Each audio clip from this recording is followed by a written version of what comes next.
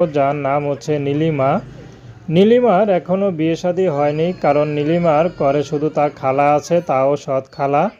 তো নীলিমার মা আরেকটি বিয়ে করে, কারণ নীলিমার বাবা মারা যায়।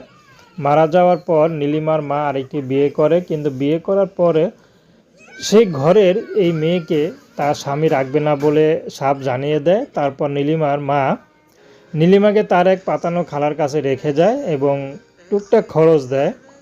তো নীলিমার এখন বিয়ের বয়স হয়েছে, বিয়ে শাদী করবে, কিন্তু যারা বিয়ে করতে আসে যখনই দেখে তার মা আরেকটি বিয়ে করেছে, তার নিজস্ব আপন বলতে কেউ নেই, তখন কেউ তাকে আর বিয়ে শাদী করতে চায় না। তো নীলিমা এখন ইউটিউবে এসেছে ভালো একটা জীবনসঙ্গীর আশায়। বিবাহিত হোক বয়স্ক হোক তাতে কোনো সমস্যা নেই, যে কোনো বয়সের পুরুষকে নীলিমা বিয়ে শাদী করতে পারবে, যদি তার সব কিছু মেনে নিতে পারে তাহলে সেই পুরুষের সব কিছু নীলিমা মেনে নেবে। তো নীলিমার ব্যক্তিগত কোনো পছন্দ নেই। নীলিমার পড়াশোনার খুব ইচ্ছা ছিল, কিন্তু পড়াশোনাটা করতে পারেনি, ক্লাস 4 পর্যন্ত পড়াশোনা